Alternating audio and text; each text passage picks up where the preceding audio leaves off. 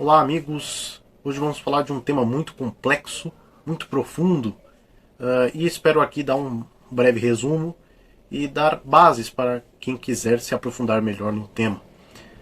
Vamos falar hoje sobre o problema do paneteísmo no pensamento oriental, cristão oriental. Bom, o panenteísmo ele é a ideia desenvolvida, aparece, vamos dizer assim, com este nome, primeiramente com o pensador alemão Christian Krause, que é a ideia de que o universo está dentro da divindade. Né? E esta ideia é para tentar unir a posição panteísta e a posição teísta tradicional. Na verdade, tenta unir a questão do transcendente e do imanente de Deus. Bom, para alguns esta ideia é uma ideia mais educada de panteísmo. Para alguns críticos, para alguns pensadores, não deixa de ser uma tese, uma ideia panteísta. Né? O panteísmo vai dizer que vai haver uma grande identificação entre criação e criatura, entre criatura, criação e criador, ao ponto de que o universo acaba sendo idêntico, semelhante ao criador. Em tese, em resumo, traduzindo, o universo também seria divindade. Esta posição é uma posição radical, incompatível com o cristianismo. Mas por que existe o problema do panenteísmo no pensamento oriental? Bom,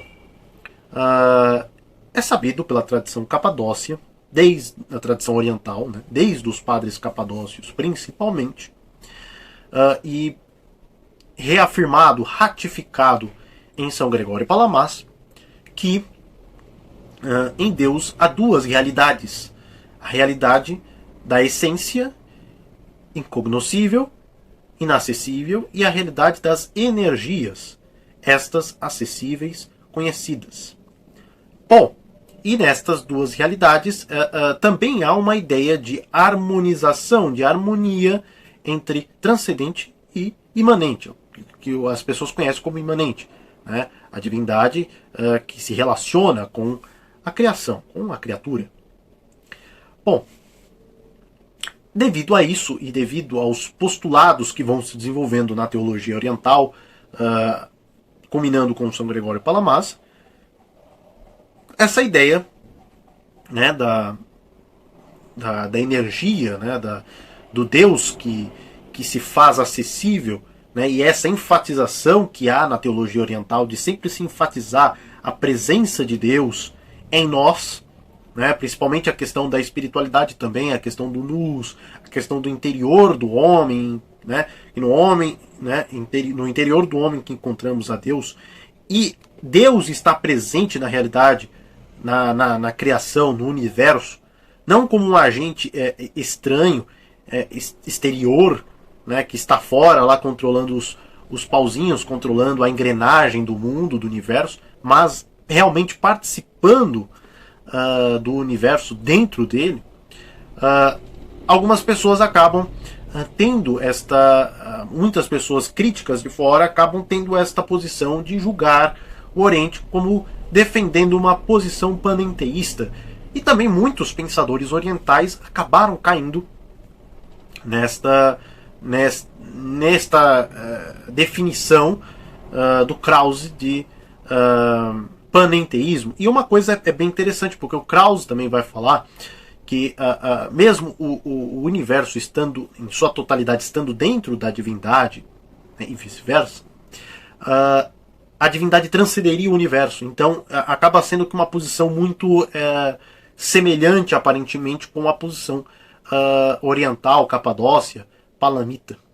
Né? Mas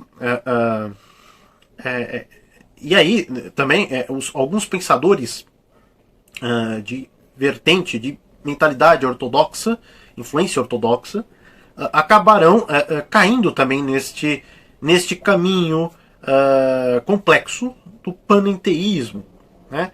E ao mesmo tempo tentando conciliar essa questão do teísmo e da questão do teísmo tradicional e da questão do imanentismo. Principalmente o idealismo, né? O Krauss, ele vai fazer parte dessa, junto com Schelling e outros, dessa geração do idealismo alemão, que vai pautar muito nessa relação também do panenteísmo, dessa questão do imanente.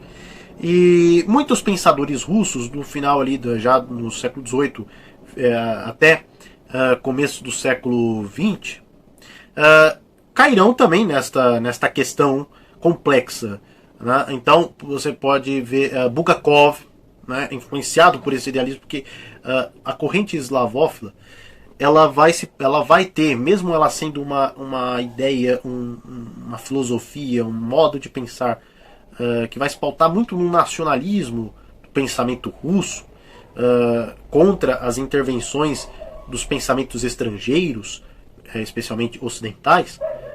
Mesmo assim, mesmo essa corrente eslavófila vai beber muito das filosofias estrangeiras ocidentais, especialmente o idealismo dos alemães. Então você vai ver, por exemplo, que o Bulgakov, ele, influenciado nesta corrente eslavófila, principalmente em Soloviev, vai também ter esta posição do ali próximo ao panenteísmo. Soloviev também vai ter muito isso. E os dois acabam caindo muito, e outros pensadores russos também, mas eu destacaria estes dois por causa da questão da sabedoria, né? Então o Bulgakov, né, influenciado pelo Vladimir Soloviev, ele vai ter também essa questão da sofia, da sabedoria que há no mundo, que seria mais ou menos a alma do mundo, uma unidade mística no mundo, que seria a presença de Deus no mundo. Mas esta sofia, em alguns momentos, né, Bulgakov parece dizer que essa sofia ela é criada, né? Soloviev também vai ter este tipo de abordagem com relação à sabedoria.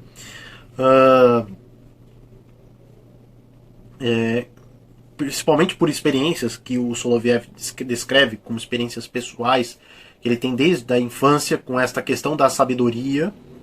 E na verdade este desenvolvimento da ideia de sabedoria, que seria essa questão, esta alma no mundo, que seria a presença divina no mundo, no universo, na verdade também uma ideia baseada na questão do próprio nous plotino, né, da própria questão neoplatônica que Proclo, Plotino vão abordar, né, com relação o Plotino vai abordar muito com relação ao nous, essa questão do universo, enfim, essa questão de uma unidade, né, mística no universo que revelaria a divindade. E então, de fato, há esse problema no pensamento oriental. De fato, há este problema, né? Então, muitos pensadores de mentalidade ortodoxa vão acabar se defrontando com este problema, muitas vezes caindo nesta questão do panenteísmo, definido por Krauss. E também você tem, por exemplo, um grande teólogo, mas que, infelizmente, numa declaração, na minha opinião, acabou sendo infeliz, que é... não totalmente infeliz, talvez ele não tenha tido esta intenção, mas acaba que colocando este termo, né, em si, ele acaba podendo gerar confusões, que é o caso do metropolita Calistos, metropolita de Diocleia, do patriarcado ecumênico, grande teólogo do mundo ortodoxo. E ele, numa abordagem, quando ele está falando sobre São Gregório Palamares, ele fala exatamente de uma oposição ao panteísmo com o panenteísmo, dizendo que São Gregório Palamares vai aderir à posição panenteísta, que esta posição é a opção cristã diante do problema do imanentismo proposto, radicalizado pelos panteístas. Bom, a intenção dele deve ter, obviamente, né, do metropolita Calistos, ao abordar isso, deve ter sido a das melhores. Porém, o termo acaba não sendo tão preciso, até pela mentalidade, pelo contexto do próprio São Gregório Palamares.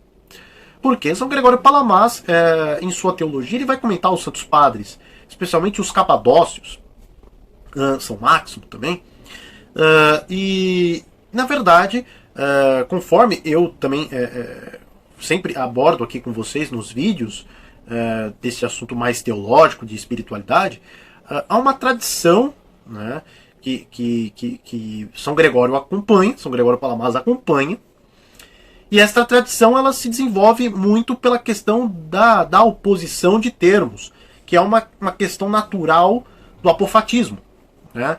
E uma dessas oposições é exatamente a questão da imanência e da transcendência, da essência e da energia, do conhecido e do não conhecido, né? Isso desde de São Dionísio, também São Pantão.